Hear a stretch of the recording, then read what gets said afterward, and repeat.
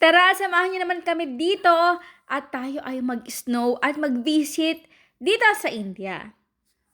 Naku, hindi ko talaga aakalain na medyo tag-init ngayon dito sa India at nakakita kami ng isang araw ng snow. Pero bago yan, ay katabi nito ay pumasok muna kami dito sa 7D Cinema at talaga namang nag-enjoy talaga kami ni Aliana. At kada nga isang palabas, ito ay tumatagal ng mga 5 minutes at 3D nga pala itong pinapanood namin kaya kailangan namin na magsuot ng glass. At syempre ito ay 7D naman. Ang 7D ito ay may mga effects na mararamdaman nyo katulad ng hangin, tubig, at mga kung ano-ano pa. So dito guys, nakadalawang ulit nga pala kami at yung iba pinili namin suspense at yung iba naman ay adventures. Kada isang palabas, nagbayad kami ng 400 rupees or 270 pesos kada isa. At syempre ang ating kasunod, pupunta na tayo dito sa ating snow park ng 10 degree Celsius sa loob nito. Napakalamig guys at talaga namang mararanasan nyo na para tayong nasa Japan or Korea na nag-i-snow talaga. Actually, dito yan makikita sa Coimbatore, India at meron dito tinatawag na Brooklyn Mall. So, nagsha-shopping na kami ni Aliana ng sapatos at nakita niya sa pinakataas ng mall na meron doong snow na bear. Yun nga sa ating unang video, nakikita nyo doon si Aliana ay nakatayo, yun ang nakita niya. Kaya naman ay papauwi na kami that time. Sabi ko, next time ay pupunta kami ulit at bibisitahin namin ito. Bago nga pala kami umuwi dito sa Bangladesh, ay muntik ko na talaga itong makalimutan at si Aliana talaga namang pinipilit kami na ulit pumunta doon sa Brooklyn Mall.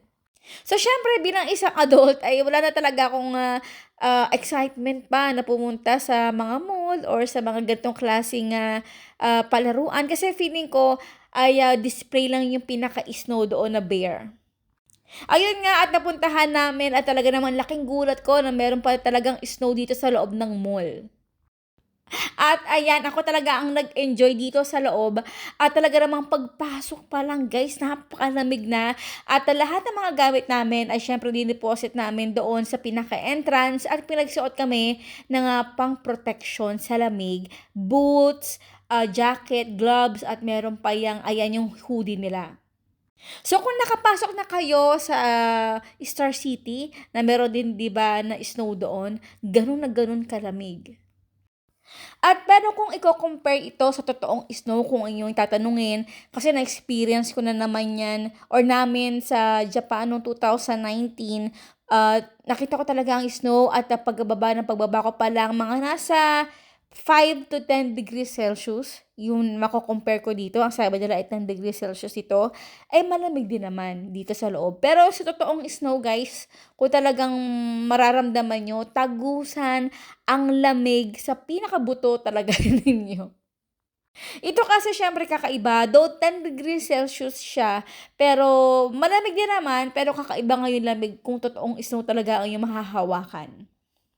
Super enjoy dito at mapapansin niyo na medyo maliit ang pinaka-space pero okay lang naman yan. Kung gusto niyo talaga maranasan yung mga ganitong klaseng experience ay talaga namang highly recommended ito. Na-experience ko na rin kasi yung sa Star City, kaya feeling ko mas malaki ito compare doon. At ito guys talaga namang para siyang shave. Talagang shave ice naman talaga siya. At yung panghalo-halo yung kanyang yung kanyang texture. So, ayan po guys, napakagandang experience with my family. Maraming salamat sa inyo lahat ang ating outro. Keep safe, be healthy, and be happy. Ayan, punasan natin muna. Bye!